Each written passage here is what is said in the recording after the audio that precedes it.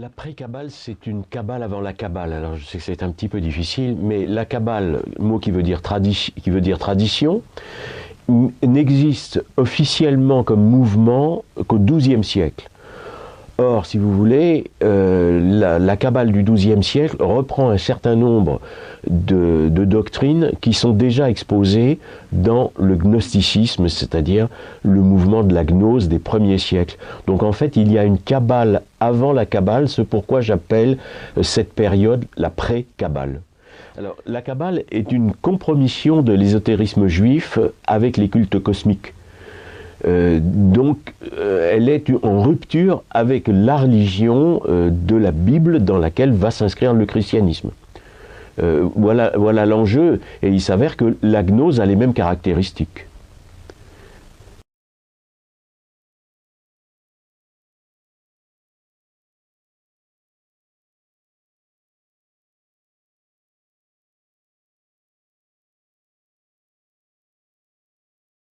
D'abord que quand ces polémiques ont pris un tour personnel, des attaques personnelles, je les trouve absolument inadmissibles.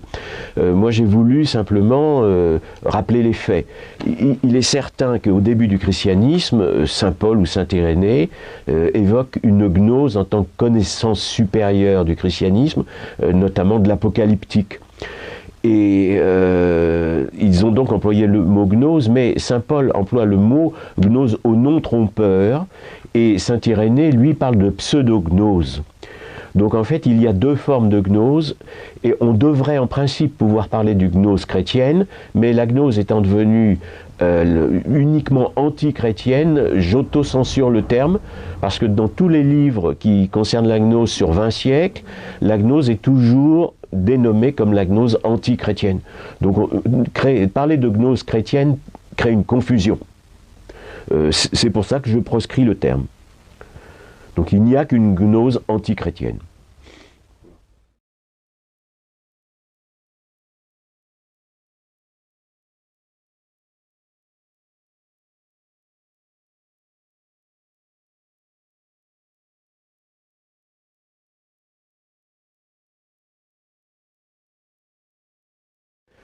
Bien, les premiers siècles vont opposer Alexandrie à Rome parce que ce sont dans des milieux que l'on appelle judéo-chrétiens que vont être élaborées les principales hérésies gnostiques.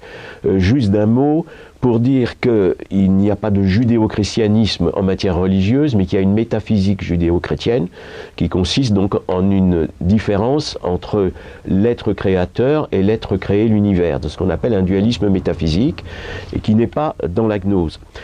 Or, après la destruction du temple de Jérusalem, la communauté judéo-chrétienne, parce que s'il n'y a pas de judéo-christianisme, il y a eu une communauté qui s'est appelée judéo-chrétienne, qui sont en fait des chrétiens convertis qui vivaient encore à Jérusalem avant la destruction et qui ont suivi les communautés juives dans leur exil après Jérusalem.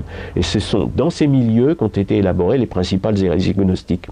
Donc les hérésies gnostiques ne sont pas chrétiennes, contrairement à ce qu'on dit, elles sont en fait d'origine juive dans le sens où le judaïsme a rompu, l'ésotérisme juif a rompu avec la métaphysique de la Bible. Alors c'est flagrant dans les trois principales sources du gnosticisme qui sont Simon le magicien, qui est le premier fondateur d'une secte d'illuminés, qu'on connaît par les actes des apôtres parce que les Saint-Pierre et Saint-Jean ensemble, j'insiste sur ce point, parce que certains prétendent hériter d'une église de gens qui n'existe pas, refusent et rejettent Simon le magicien. La deuxième source de la gnose, ce sont les Esséniens, qui vont être à l'origine des fameux hérétiques ébionites, qui ont un parcours très important. Et ensuite, la troisième source de la gnose, c'est Philon le Juif, qui est le premier philosophe gnostique. C'est lui qui va fonder un mouvement que l'on appelle le néoplatonisme, dont va descendre toute la philosophie gnostique, et qui, lui, vit à Alexandrie, et vient d'ailleurs d'Alexandrie à Rome, comme représentant de sa communauté, et ce qui va entraîner d'ailleurs les persécutions à Rome. Donc si vous voulez, le gnosticisme est non seulement un mouvement hérétique, mais c'est un mouvement qui accompagne aussi les persécutions qui ont été faites contre les chrétiens pendant ces premiers siècles.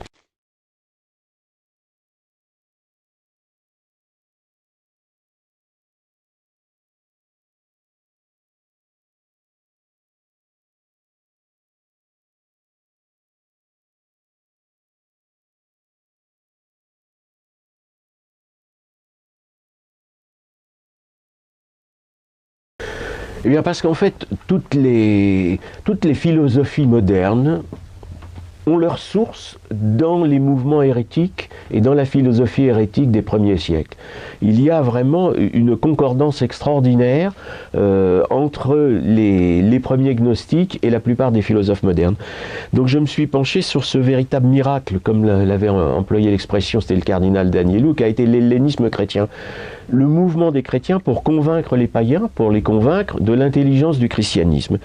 Et vous avez des grands apologistes, dont les premiers sont justement Clément d'Alexandrie et Origène, mais ces apologistes vivent en milieu judéo-chrétien justement à Alexandrie, et ils vont reprendre un certain nombre d'hérésies, notamment l'hérésie dite néoplatonicienne.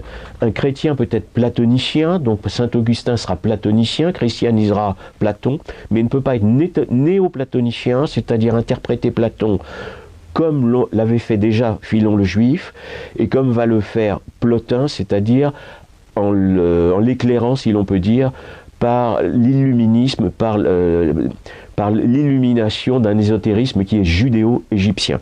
Or, c'est tout le fond de la philosophie de Plotin, et Plotin est le plus grand philosophe, est un philosophe païen qui vit à Alexandrie, qui lui aussi vient à Rome d'ailleurs, et qui vit au IIIe siècle, et dont la philosophie va être prise par tous les philosophes arabes et par les philosophes de la Renaissance. Alors, je fais donc une analyse de la philosophie de Plotin, parce qu'on la connaît peu, alors qu'elle est essentielle pour connaître la véritable histoire de la philosophie.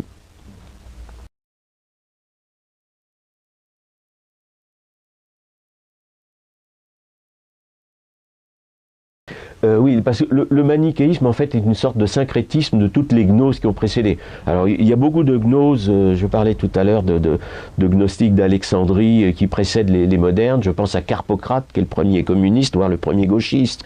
Valentin, dont la philosophie va inspirer à la fois la Renaissance et des philosophes arabes. Basilide, qui est un ancêtre des Rose-Croix. Et tous ces gens viennent d'Alexandrie. Et le manichéisme rassemble toutes ces gnoses et va les transmettre, notamment par l'intermédiaire des cathares, aux protestants et à la franc-maçonnerie. Donc il y a un héritage maçonnique qui est manichéen. C'est pourquoi j'ai décrit cette hérésie du IIIe siècle.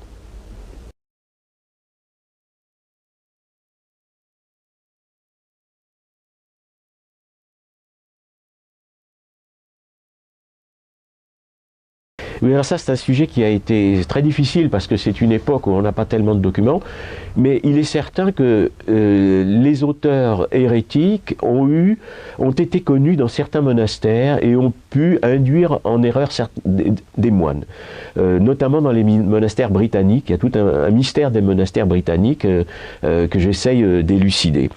Et vous avez des érudits comme Boès ou comme Proclus qui sont déjà des alchimistes et qui ont rencontré des échos dans les monastères. Juste d'un mot, Proclus, qui est à la fois un falsificateur des textes hermétiques et de la théologie qui est dite négative, et qui est un pré-idéaliste. Alors on est toujours dans l'histoire secrète de la philosophie, c'est que Proclus, en fait, est un ancêtre de Descartes. Et personne aujourd'hui qui étudie Descartes ne sait que Proclus est un ancêtre de Descartes. Or, Proclus se pensait illuminé par le soleil égyptien. Donc je retrace toute cette historique des premiers siècles, y compris à travers les monastères, qui est assez difficile, mais qui prélude tout ce qui va se passer par la suite.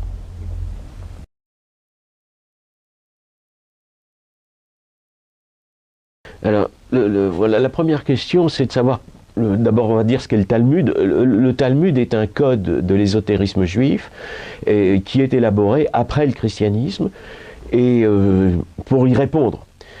C'est aussi un texte qui comprend un certain nombre de doctrines qui sont anti-chrétiennes. Or, les hérésies gnostiques, je pense notamment à l'arianisme, vont reprendre l'arianisme qui est une négation de la divinité de Jésus, qui le réduit à sa nature humaine, et qui est évidemment une hérésie très importante, qui a été contredite au concile de Nicée.